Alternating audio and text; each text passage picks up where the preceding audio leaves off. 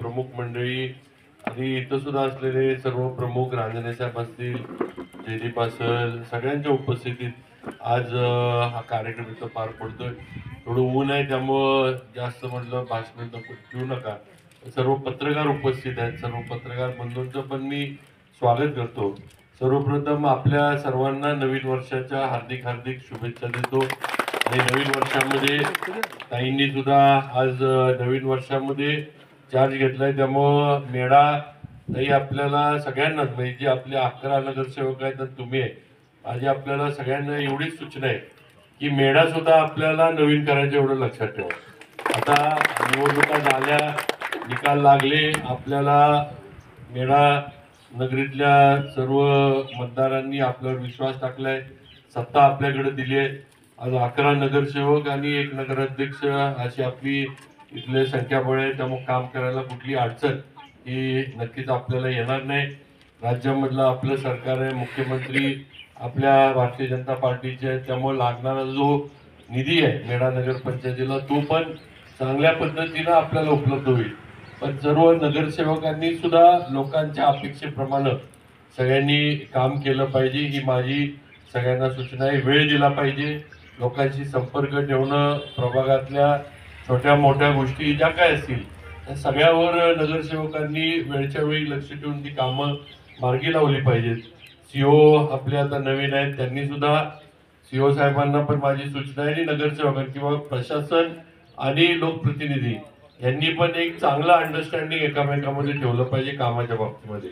आणि या अंडरस्टँडिंग मधनं कामं व्हावीत. वेळच्या वेळी प्रस्ताव जे शासनाकडे आपल्याला पाठवायचे, आता मार्चचं बजेट मार्चच्या ऐवजी आता फेब्रुवारीतच अधिवेशन होणार आहे, त्यामुळं मार्चच्या जे आपल्या ह्याच्यात सुद्धा जे आपले प्रस्ताव प्रलंबित आहेत ते सुद्धा एकदा सगळे नगरसेवक घेऊन बसा.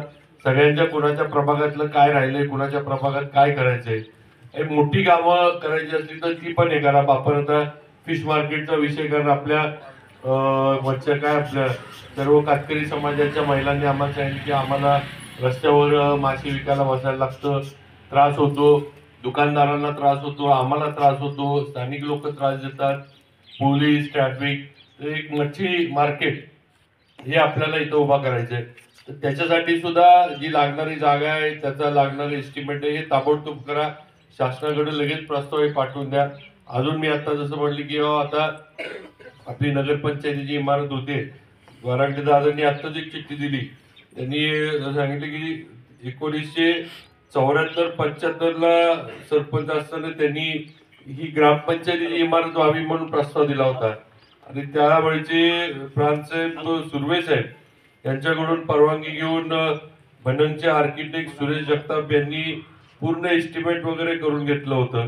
आणि जिल्हा परिषदकडून कर्ज घेण्याचे ठरले होते, पण काही तांत्रिक अडचणीमुळं निर्णय झाला नाही, ते काम रखडलं. तर त्यांनी आज दिले की आज याच ठिकाणी मेढा नगर पंचायतीची इमारत होती आहे. आणि वारागडे दादांचं स्वप्न आज त्यांच्या सुनबाई आल्यानंतर पूर्णत्वाला जातोय. कारण अध्यक्ष म्हणून आता सुनबाईंचं नाव तिथं बोर्डवर येणार आहे, त्यामुळे हा एक योगायोगच आहे असं म्हटलं पाहिजे. पण नक्कीच अशाच पद्धतीनं आपले स्मशानभूमीचं पण शिवसाहेब लक्ष, ती जागा आपण हँडओव्हर करून घेतली. त्यासाठी निधी पण काही प्रमाणात आला होता, कमी पडत असला सगळ्यांचं आमचं मागचं झालं होतं की जशी सातारची स्मशानभूमी केली आहे त्या पद्धतीनं स्मशानभूमी करायची. नुसतं शेड बांधलंय आणि नुसतं असं नाही, तसं संपूर्ण घाट जो आहे तो संपूर्ण बांधून घेऊन मग तिथं दगडाचा वापर किंवा काय थोडा खर्च जास्त येईल, अनेक म्हणजे प्रशस्त स्मशानभूमी आपल्याला त्या ठिकाणी करायची. आणि त्याप्रमाणे त्याचं आर्किटेक्ट कोणतरी परत एकदा पाहिजे मिटिंग घ्या, बोलवा. अजून काय त्यामध्ये थोडा निधी वाढवून लागणार असेल तर आपण तो वाढवून आणू.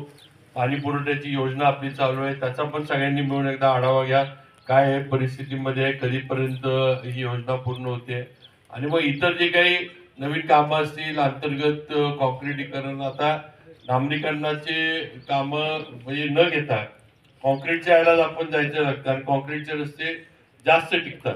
हे करत असताना पाईपलाईन, केबल, लाईट या सगळ्या गोष्टींचं शिवसाहेब तुम्ही सगळ्यांना घेऊन एक केलं पाहिजे की परत परत खोदायला लागू नये. आणि जसं आता आपण थोडं मोठ्या शहरांमध्ये करतोय की ज्या ठिकाणी कॉन्क्रीटचे रस्ते करतोय त्या ठिकाणी आधीच पाईपिंग त्याला हे डक्ट करून ठेवायचे की ज्याच्यामधनं उद्या पाईपलाईन नेता येईल, उद्या केबल नेता येईल, उद्या तुमचं BSNLच्या केबल नेता येईल, इंटरनेटचं. तर तशा पद्धतीनं नियोजन शहराप्रमाणे आपल्या मेढ्यामधलं झालं पाहिजे. परत परत रस्ते खोदायला लागू नयेत, परत परत त्या रस्त्यांमधनं कनेक्शन घ्यायला लागू नये, याची थोडी नियोजन करून खबरदारी आपण घेतली पाहिजे.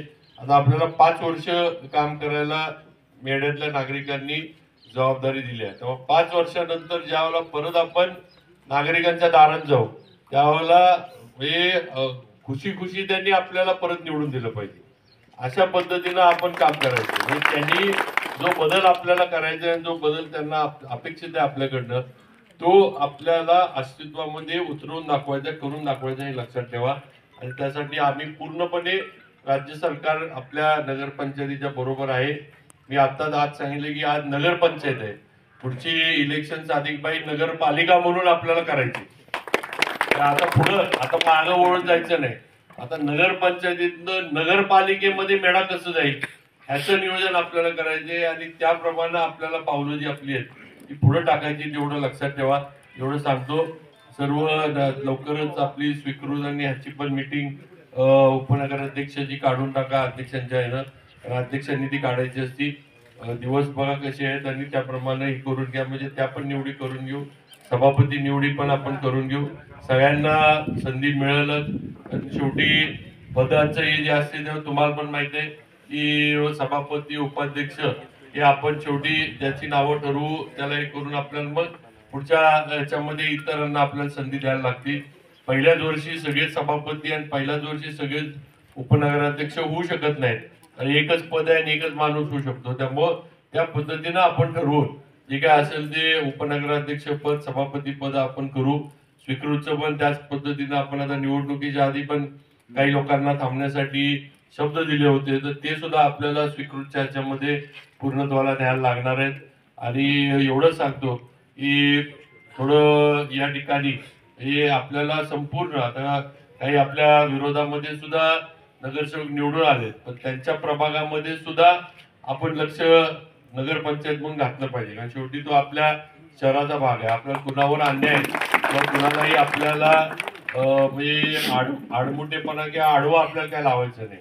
तर त्यांच्या प्रभागामध्ये सुद्धा, त्यांच्या वॉर्डामध्ये सुद्धा कामं झाली पाहिजेत याची आपण आपल्याला काय असेल ते निवडणुकीत परत असेल ते पुढच्या निवडणुकीत बघू. पण शेवटी शहर म्हणून आपल्याला काम करायचे आणि कामं जी आहेत ती संपूर्ण शहरामध्ये झाली पाहिजेत.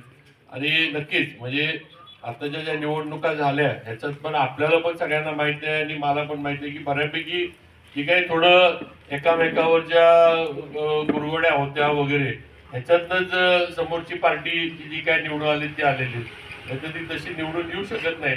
एवढी ताकद नक्कीच त्यांची नाही. पण आपल्याच कुरगोड्या, आपलंच एकामेकाला जरा टांग मारायचं, त्याला खाली ओढ, त्याला वगैरे ह्याच्यातच हा उद्योग झाला शिवाजीराव. तुम्हाला पण माहिती आहे. पण जाऊ द्या आता त्यात काय मला फोनवर आज बोलायचं नाही. आज काय आता जाहीर काय बोलत नाही असू दे. पण शेवटी सगळ्यांना सांगू इच्छितो की ह्या काही गोष्टी कुणी काय केलं, कुणी काय नाही केलं, ह्या गोष्टी काही शेवटी लपून राहत नाही. त्या सगळ्यांना कळतात. निवडणुका झाल्या की सगळं शेवटी काय म्हणतात ते बातमी सगळी साधिकबाई प्रसिद्धच होती. ती काय कोणाने निवडणुकीत कोण काय केलं काय सांगायला लागत नाही. पण चालत हरकत नाही. शेवटी लोकशाही आहे. लोकशाहीतला निकाल आपण मान्य केला पाहिजे. आणि आपल्याला सत्तेमध्ये परत एकदा आपल्यावर जबाबदारी मेढ्यातल्या नागरिकांनी दिली आहे. नक्कीच आपण चांगल्या पद्धतीने काम करू. आणि मेढ्याचं सुशोभीकरण आपण निम्म केलं तर म्हणजे ते निम्मच झालं आमच्याकडनं. अजून उरलेलं पण सुशोभीकरण जे आहे ते आपल्याला मेढ्याचं करायचंय. त्यासाठी पण चांगला जरा आर्किटेक्ट वगैरे डिझायनिंग करणं वगैरे ह्या गोष्टी बघा. थोडं आता आपला आता हा रस्ता पाचवड मेढा रस्ता होतोय, तर त्याचं पण आता आपल्या हद्दीपर्यंत म्हणजे जिथं आपली नगरपंचायतीची हद्द आहे त्या ठिकाणी सुद्धा जे काही सुशोभीकरण या रस्त्याला करणं गरजेचं आहे त्याचं पण तुम्ही सांगा. PWD ला पण आपण सांगू थोडंफार त्यांनी करावं, म्हणजे सगळाच बोजा काय आपल्यावर येणार नाही.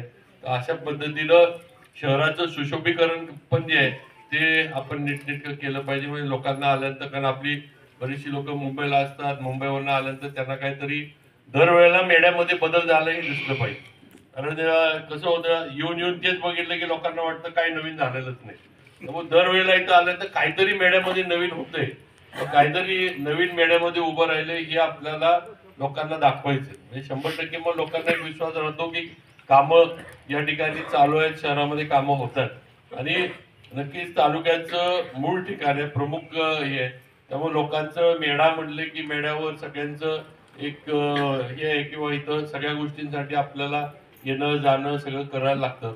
त्यामुळे त्या पद्धतीनं सगळ्यांनी मिळून नियोजन करा आणि आदनं मधनं मला वाटतंय एक सगळ्यांची बैठक आपण मी पण घेत जाईल या ठिकाणी किंवा काय चाललंय काय नाही.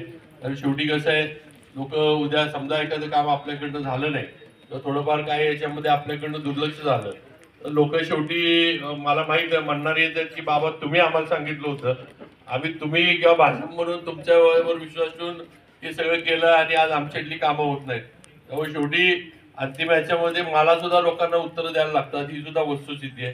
त्यामुळं जे काही असेल नियोजन विकास कामांचं वॉर्डातल्या आपण आधीमध्ये जसे वेळ किंवा महिन्यातनं एखादी बैठक सगळे नगरसेवक प्रशासन असं मिळून इथं आपल्या नगरपंचायतीच्या इमारतीत किंवा दुसऱ्याच्या येऊन नवीन इमारतीचं पण एकदा आढावा घ्या, कधीपर्यंत काम ते पूर्ण होतंय आणि त्याचा अजून काय कमी जास्त त्याच्यामध्ये होतंय का, काय लागणार आहे का, वाढीव निधी जर लागणार असेल तर त्याचा पण प्रस्ताव देऊ. काय अजून तिथं वाढीव गोष्टी करायच्या असतील तर त्याचा पण एक त्याचा प्रस्ताव देऊ, वाढीव निधी पण आपल्याला मिळवते त्याची पण थोडी आपण सगळ्यांनी करावी. अशा पद्धतीनं पुढच्या 5 वर्षामध्ये आपण काम करू आणि लोकांनी जो विश्वास आपल्यावर टाकलाय तो अजून दृढ कसा होईल, वृद्धिंगत कसा होईल हा प्रयत्न आपण सगळ्यांनी मिळून करू आणि नक्की ते करण्याची ताकद आमच्या सगळ्यांमध्ये आहे एवढी मला खात्री आहे. परत एकदा सर्व मेढ्या नगरवासियांचं मतदारांचं मी मनापासून आभार मानतो, पारागडे ताईंचं मनापासून अभिनंदन करतो, नगरसेवकांचं सर्व निवडून आलेल्या मनापासून अभिनंदन करतो. रांजणे साहेबांचा वाढदिवस आहे, त्यांना शुभेच्छा तर दिल्यातच आणि 3 तारखेला परत त्यांनी त्यांचा कार्यक्रम सगळ्यांचा सत्कार तिथं पण घेतलेला आहे. रांजणे साहेबांना पण वाढदिवसाच्या शुभेच्छा देतो आणि थांबतो. जय हिंद जय महाराष्ट्र. मेढा नगरीतील नागरिक बंधू आणि भगिनींना नवीन वर्षाच्या हार्दिक शुभेच्छा देतो आणि आज या ठिकाणी नगराध्यक्ष महोदय रुपालीताई वारागडे यांच्या पदग्रहण कार्यक्रमानिमित्त इथं उपस्थित असलेले सातारा जावलीचे कार्यसम्राट आमदार आणि महाराष्ट्र राज्याचे सार्वजनिक बांधकाम मंत्री श्रीमंत छत्रपती शिवेंद्रसिंह राजे भोसले उर्फ बाबा महाराज यांनी वेळेत वेळ काढून इथं उपस्थित राहिल्याबद्दल मेढा नगरीच्या वतीनं, मेढा नगरपंचायतीच्या वतीनं आणि भारतीय जनता पार्टीच्या वतीनं त्यांचे हार्दिक आभार मानतो.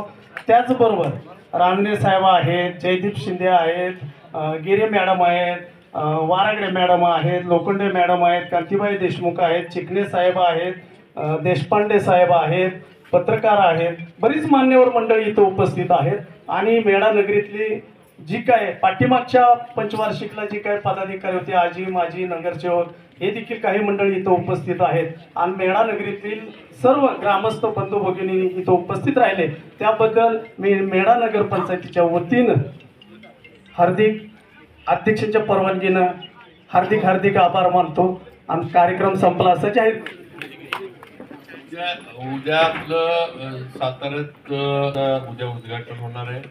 उद्या परवा तेरवा 3 दिवस साहित्य संमेलनाचा मराठी साहित्य संमेलनाचा आहे. तर सगळ्यांनी साहित्य संमेलनाला यावं ही माझी सगळ्यांना विनंती मंडळाच्या निमंत्रण आहे.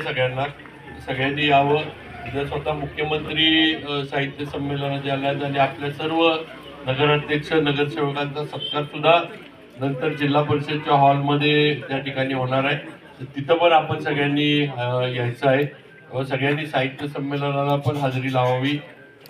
परवा दिवशी मला वाटते हास्य जत्रेचा कार्यक्रम आहे. त्याच्यानंतर प्रशांत दामलेंचं एक नाटक पण आपल्या साहित्य संमेलनात आहे संध्याकाळी आणि 4 तारखेला एकनाथ शिंदे साहेब समारोपाला आहेत.